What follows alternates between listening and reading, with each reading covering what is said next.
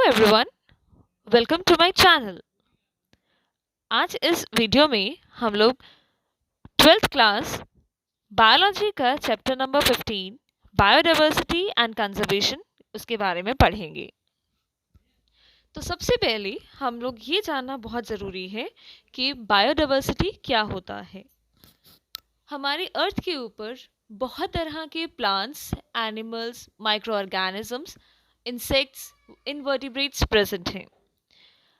हर organism बहुत ही variety में प्रेजेंट है। There is a lot of diversity of each and every organism, so this is known as biodiversity. अगर हिंदी में बताऊं तो जीव विभिन्नता को हम बायोडाइवर्सिटी कहते हैं। अलग अलग तरह के ऑर्गेनिजम्स का हमारे प्लैनेट के ऊपर होना, उसको हम बायोडाइवर्सिटी कहते हैं। फॉर एग्जांपल, जैसे सिर्फ एंट्स की ही 20,000 से ज़्यादा स्पीशीज़ हैं, 3 लाख से ज़्यादा स्पीशीज अप्रॉक्सीमेटली बीटल्स की होती हैं। तो ये अलग अलग तरह की डाइवर्सिटी है। बीटल्स ही हमारे पास 3 लाख तरह के प्रेजेंट हैं। इसी को हम कहते हैं बायोडाइवर्सिटी। बायोडाइवर्सिटी इसकी 3 ऑर्गेनाइजेशंस होती हैं डाइवर्सिटी की। पहली है genetic diversity.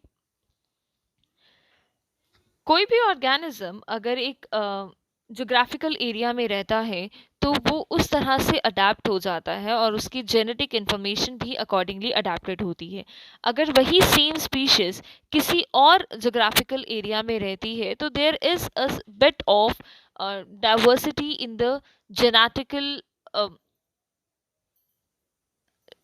How they have to express themselves genetically. तो जेनेटिकल एक्सप्रेशन में थोड़ी सी डाइवर्सिटी आती है, जिस वजह से द ऑर्गेनिजम्स के अंदर जेनेटिक डाइवर्सिटी आती है।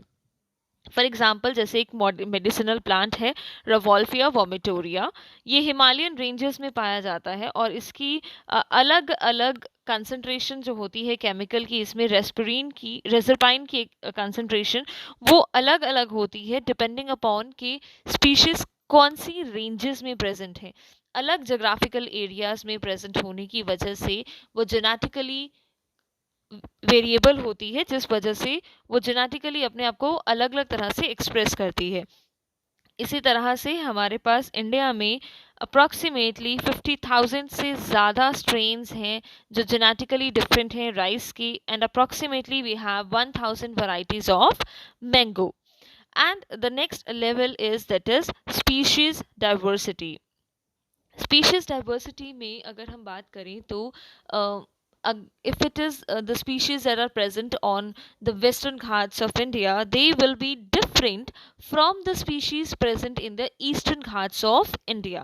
तो अलग अलग एरिया में, जोग्राफिकल एरिया में जो स्पीशीज की प्रेजेंस है वो भी डिफरेंट है। So the amphibians, their species is different in eastern Ghats and their species is different in western Ghats. इस तरह की डाइवर्सिटी को हम स्पीशीज डाइवर्सिटी कहते हैं। And the last level, that is ecological diversity.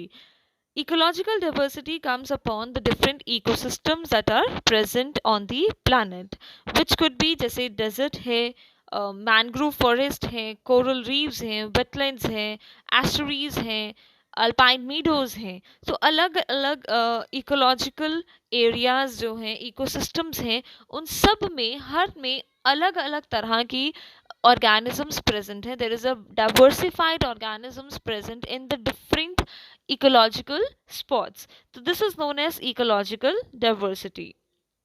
So this was about the biodiversity that we are having on our planet. Now again the question is that how many species in total are we having on this planet Earth? हमारे पास total species कितनी है? हम diversity की बात करते हैं, लेकिन वो diversity कितनी है? So 2004 में IUCN, that is International Union for Conservation of Nature and Natural Resources, ने एक डेटा रिलीज किया था जिसके अकॉर्डिंग एक एस्टिमेटेड नंबर था that the plants and animal species could be a slightly more than 1.5 million. लेकिन फिर भी कोई क्लियरिफिकेशन इसमें नहीं थी कि कितना total number of data present है। So with the progress, the new number of species ever being added. So the scientists, the discoverers who were finding out new species, they have discovered some more new species in the coming time. So we cannot have a complete count number of that how many number of species exactly we have on the planet Earth. Some scientists, they believe that it could be range from 20 to 15 million also. So there was a scientist called Robert May. उन्होंने ये एक estimate लगाया था कि जो number of species है that could be about 7 million. So this number always varies as we do not have a complete count of the species present on the earth. We can only have an estimated value of the total number of biodiversity on the planet.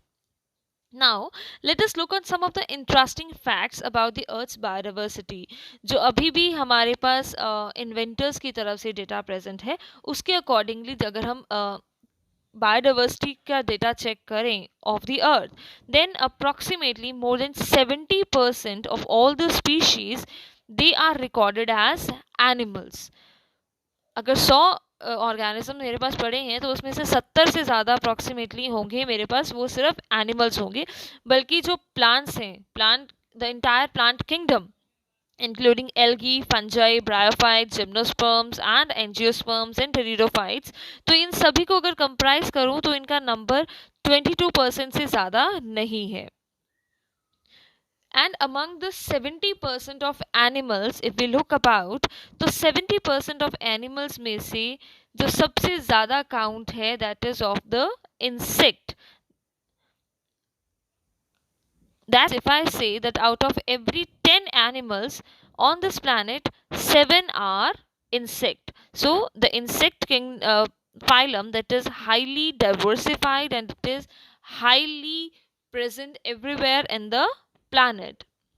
Now, if we look at the figure number 15.1, it is the representation of the global biodiversity. The first pie chart, it itself explains that in case of invertebrates, 70% of organisms, they are insects. That we have already discussed, that insects, they are present in a huge number on the planet. And talking about the vertebrates, then invertebrates, fishes, they comprise approximately 50% of the total animal kingdom in the vertebrates. So fishes, they are present in a huge number in case of vertebrates.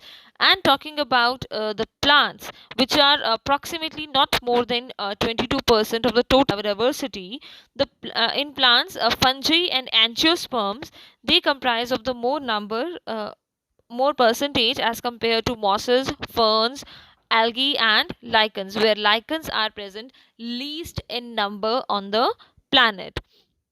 Now this is a data only of plants and animals, but we do not have included about the microorganisms. But if we start including, if we start delineating the criteria for the biochemical criteria for the diversification, then the only number of microorganisms would go in millions. So there is a huge biodiversity present on the planet Earth. Then talking about Indian continent, then on India we have only 2.4% of the total world's land area, but the species diversity is approximately 8.1%. That makes the India as a part of 12 mega diversified countries of the world.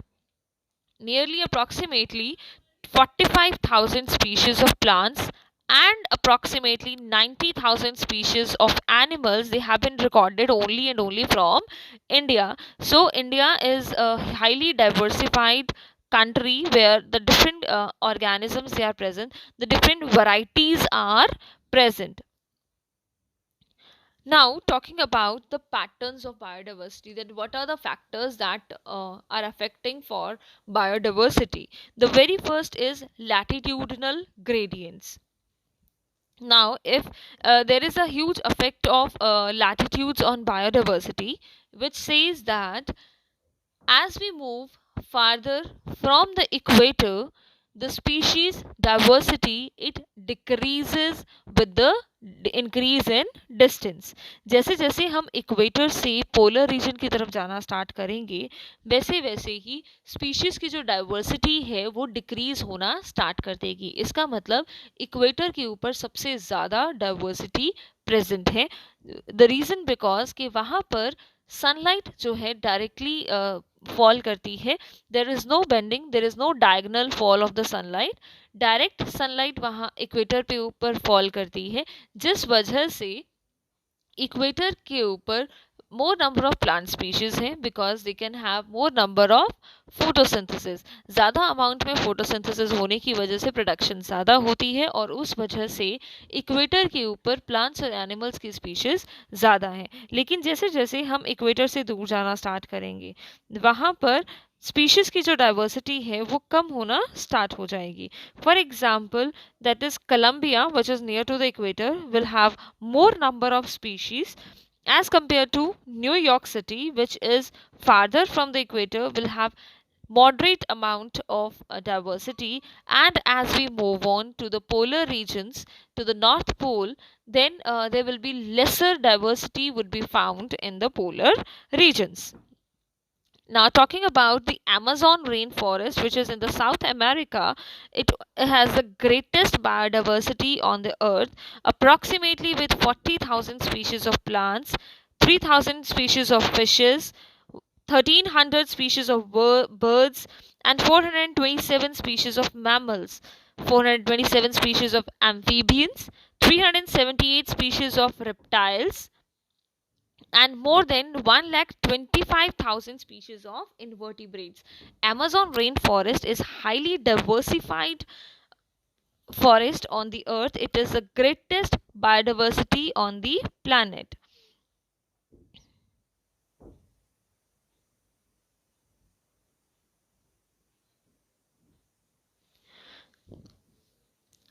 Now the next one is about the species area relationship. Species area relationship was given by a scientist, a geographer, that was Alexander von Humboldt. Alexander von Humboldt का ये कहना था कि अगर हम छोटे से area को डिस्कवर करते हैं तो वहाँ पर हमें कम नंबर में स्पीशीज मिलेंगी, डाइवर्सिटी कम होगी. लेकिन जैसे जैसे हम एरिया इंक्रीज करते हैं वैसे वैसे स्पीशीज की डाइवर्सिटी भी इंक्रीज होती जाएगी टू अ सर्टेन लिमिट. जिस वजह से अगर हम स्पीशीज रिचनेस और एरिया का ग्राफ बनाते हैं तो हमारे पास एक हाइपरबोला आता है जहां पर पहले तो एरिया इंक्रीज होने से स्पीशीज का नंबर इंक्रीज होता है, स्पीशीज रिचनेस इंक्रीज होती है, लेकिन एक टाइम के बाद आकर के वो स्टेबल हो जाती है. If the increase in the area there will be lesser increase in the diversification of the species. Now if we represent this on the logarithm scale, then log s is always equals to log c plus z log a. This is the equation when the graph is represented on logarithm scale, जहां पर s represent करता है species richness को, a represents the area, z represents the slope of the line or the regression coefficient, and c is the y-intercept. So this is the species area relationship.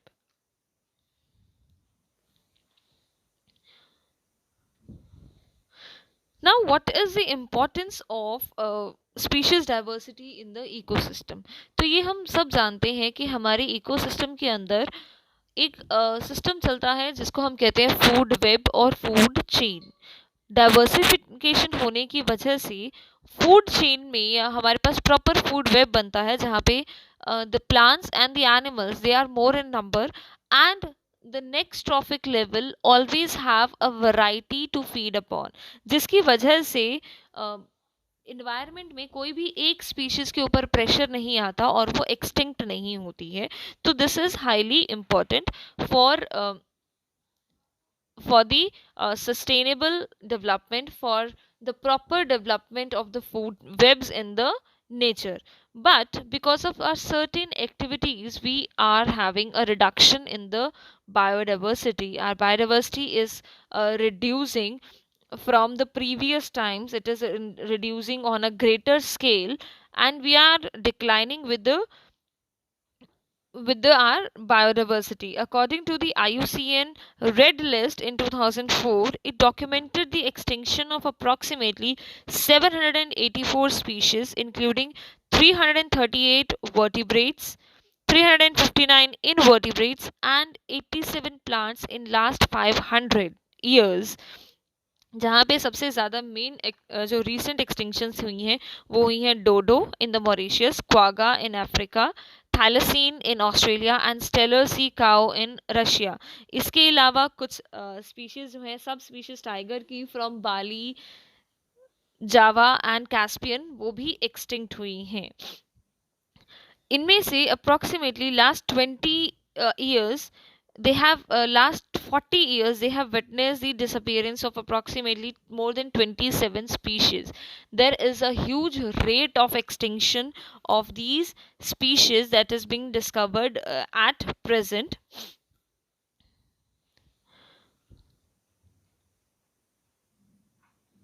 Now if we talk about the present rate, there it is approximately 12% species of birds, 23% species of mammals, 32% species of amphibians, and 31% species of gymnosperms from the entire world. They are facing the threat of extinction. Right now, we are in the sixth extinction phase of extinction. Now, which is also working on a great pace.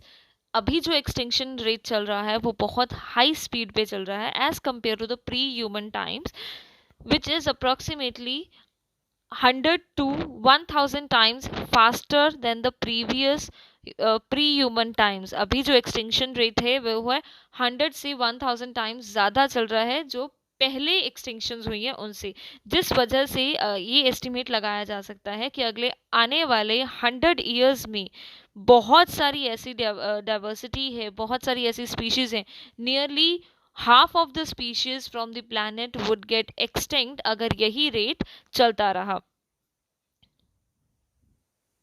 और biodiversity में loss होने की वजह से plant की production decline हो सकती है, इन्वायरमेंटल कंडीशंस को रेजिस्ट करने की जो कैपेबिलिटी है वो भी रिड्यूस हो सकती है, एंड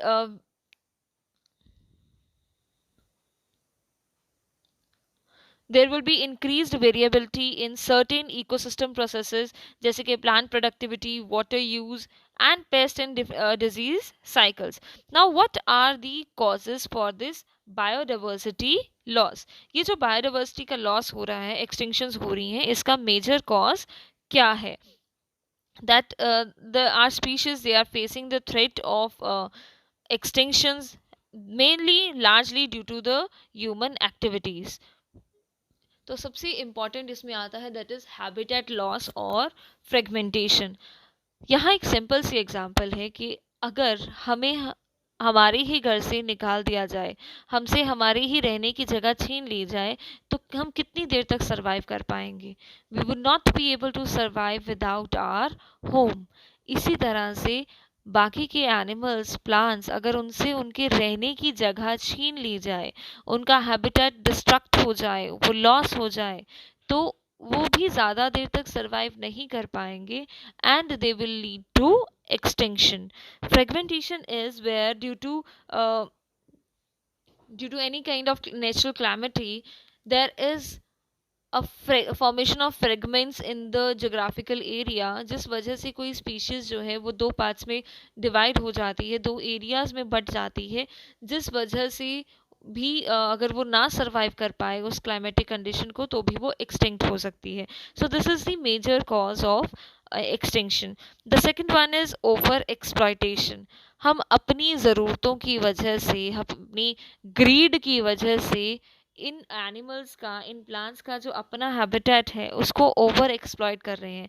ये बात कहते हैं कि नेचर में ह्यूमन की नीड को सेटिस्फाई करने के लिए सब कुछ है, लेकिन ह्यूमन की ग्रीड को सेटिस्फाई करने के लिए कुछ भी नहीं है।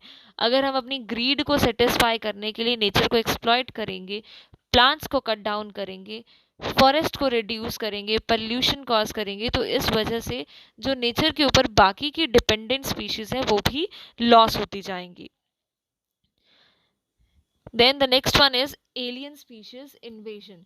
एलियन स्पीशीज जो होती हैं वो बाहर से आई हुई स्पीशीज हैं, किसी और कंट्री या किसी और कॉन्टिनेंट से आई हुई स्पीशीज हैं, और उनकी आने की वजह से जो इंडिजीनियस स्पीशीज होती हैं, एंडेमिक स्पीशीज होती हैं, उनका लॉस हो जाना।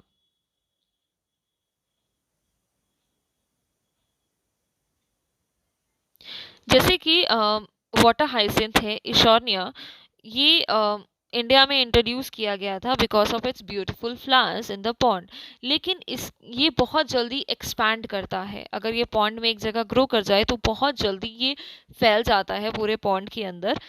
ये एक एलियन स्पीशीज है जो इंडिया में इंट्रोड्यूस की गई, और इसके होने की वजह से जब ये पॉन्ड के ऊपर ग्रो करता है तो ये पॉन्ड के पूरे सरफेस एरिया को कवर कर लेता है, जिस वजह से पॉन्ड के अंदर प्रॉपर अमाउंट में सनलाइट नहीं जा पाती, रिजल्टिंग इन कि जो अंदर फाइटोप्लैंक्टन्स प्रेजेंट हैं पॉन्ड के अंदर, उन्हें प्रॉपर सनलाइट नहीं मिलती और वो प्रॉपर तरह से फोटोसिंथेसिस नहीं कर सकते, और फिशेस को प्रॉपर अमाउंट में लाइट और टेम्परेचर नहीं मिल पाता, जिस वजह से उनकी डेथ हो सकती है। So that is declining of the indigenous species because of a foreign species. This is known as alien species invasion. And the last one is coextinction. Coextinction होता है कि अगर एक स्पीशीज खत्म हो गई तो उसके ऊपर डिपेंडेंट जो दूसरी स्पीशीज है वो भी अपने आप खत्म हो जाएगी।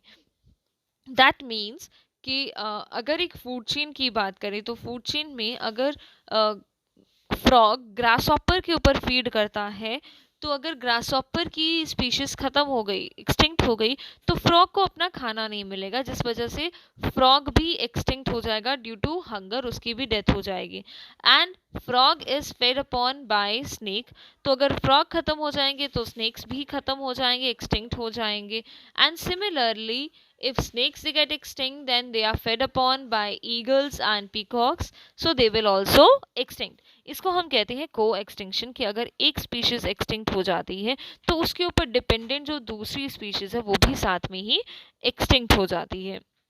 So this is about the biodiversity, which is very important to learn about. Now the next topic is about the conservation of biodiversity. The very first thing is that what is conservation? Conservation की ज़रूरत क्यों होती है?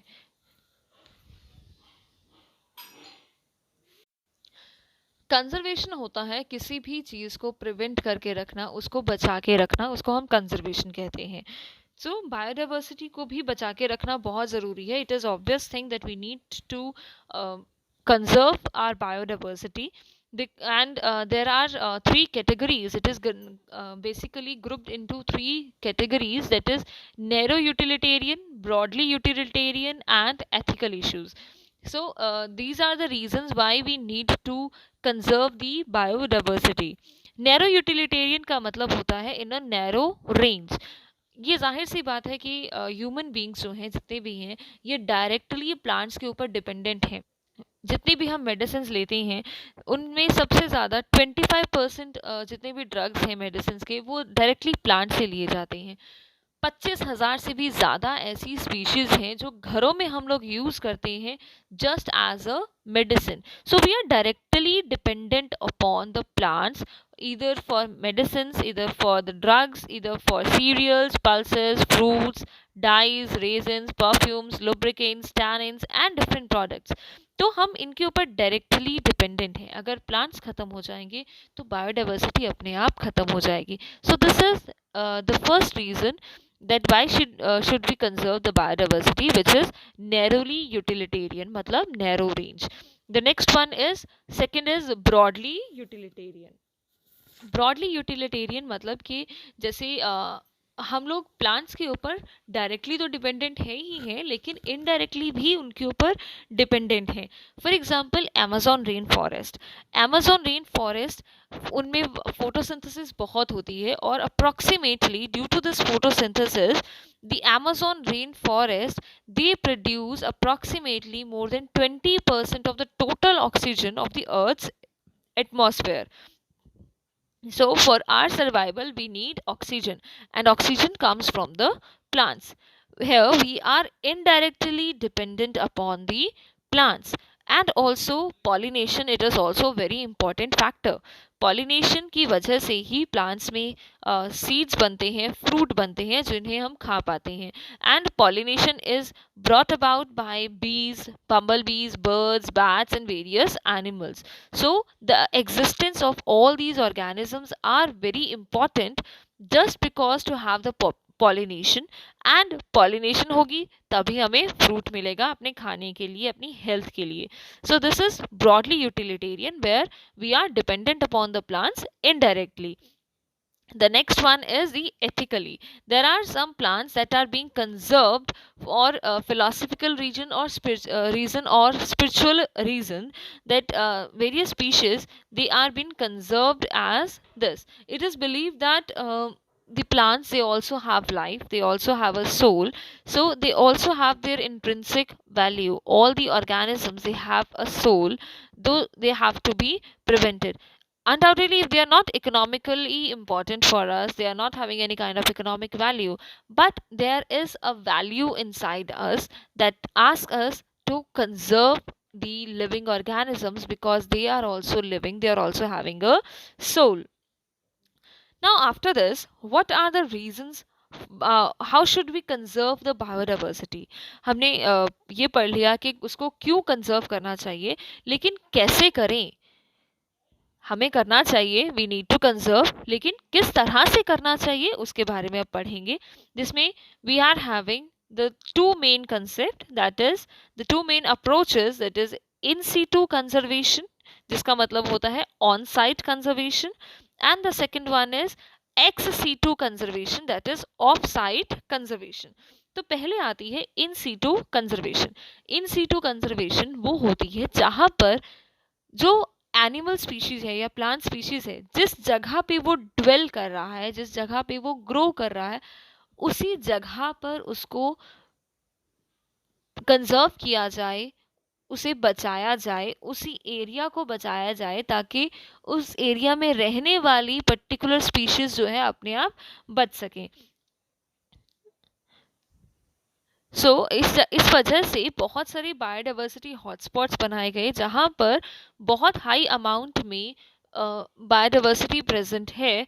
और इसमें से we are having in India, we have the biodiversity at hotspots at Western Ghats in Sri Lanka, Indo-Burma Himalayas. These are the three different biodiversity hotspots, but they are on the edge of extinction because they are having a huge biodiversity, लेकिन वहाँ पे extinction भी हो रही है. तो इन hotspots का वो एरिया होता है जहाँ पर डाइवर्सिटी बहुत ज़्यादा है, लेकिन वहाँ पे extinction के चांसेस भी बहुत ज़्यादा होते हैं. उनको कंजर्व करने के लिए, उन एनिमल्स को, प्लांट्स को कंजर्व करने के लिए उन्हीं के एरिया पे उनको बचाया जाए, उसे हम लोग कहते हैं इन सीटू कंजर्वेशन. इसके लिए इंडिया में जैसे कि हमारे पास बहुत सारे ऐसे एरियाज हैं जिनको we pray for that area, जैसे कि पीपल का प्लांट है, बरगद का प्लांट है. जनरली इंडिया में पीपल का प्लांट या बरगद का पेड़ ये काटे नहीं जाते, ये trees, just because we worship those trees. तो जहाँ पर ये ट्रीज प्रेजेंट होते हैं उस एरिया को प्रिजर्व किया जाता है, कंजर्व किया जाता है. इसी तरह से कुछ ऐसे एरियाज हैं जैसे कि Khasi Jaintia hills in the Meghalaya region, Aravalli hills in Rajasthan, Western Ghats of Karnataka and Maharashtra, and Sarguja. Then Chanda and Bastar areas of Madhya Pradesh. Meghalaya में कुछ सेक्रेड ग्रुप्स हैं जहाँ पे refuges, they are the last refuges of large number of the rare and threatened plants and animal species. ये sacred groups वो areas होते हैं जहाँ पर जो एंट्री है वो रिस्ट्रिक्टेड होती है, और जहाँ पर किसी भी ऑर्गेनिज्म को किल नहीं किया जाता, उसको डिस्ट्रॉय नहीं किया जाता, and they are being conserved over there, they are being worshipped over there because of their religious and cultural traditions. So this is known as in situ conservation, जहाँ पर उनको एनिमल्स को या प्लांट्स को उनकी अपनी जगह पर ही रख के कंजर्व किया जाता है. The second one is ex situ conservation. Ex situ conservation वो कंजर्वेशन होती है जहाँ पर थ्रेटेंड एनिमल या प्लांट स्पीशीज को उनके अपने नेचुरल हैबिटेट से निकालकर एक कंट्रोल्ड हैबिटेट में रखना, जहाँ पर उनकी प्रॉपर केयर की जाए, उनको कंट्रोल्ड एनवायरनमेंट दिया जाए, प्रोटेक्शन दी जाए for their survival, which could be example as zoological parks and botanical gardens and the wildlife safari parks. So इनका फंक्शन सिर्फ इतना होता है कि ऑर्गेनिज्म को अपने एरिया में से, अपनी नेचुरल हैबिटेट से निकालकर एक कंजर्व्ड हैबिटेट में रखना, ताकि वहाँ पर उसकी प्रॉपर प्रोटेक्शन की जाए, उसको टाइमली खाना दिया जाए, उसकी केयर की जाए, so that the species can be conserved, species can be their number can be increased. So that is ex situ conservation. The historic convention on biological diversity, that was the Earth Summit held in Rio de Janeiro in 1992, it called upon all the nations, and it asked all the nations to take out appropriate measures, to take out some steps for the conservation of biodiversity and sustainable utilization for the benefits, so that for the future we can have the biodiversity as such that we have inherited from our ancestors. So it is our responsibility to conserve the biodiversity, just not only for our survival, but to forward the rich heritage to our next generations that we have inherited from our forefathers. With this, we complete with the chapter. Hope you have liked the video. Give a big thumbs up to this video. Do share this video with your friends. And if you have any kind of doubt, mention your doubt in the comment box below and I'll try to solve your doubt. And also, before leaving, do not forget to subscribe my channel and press the bell icon for the new updates. Thanks for watching.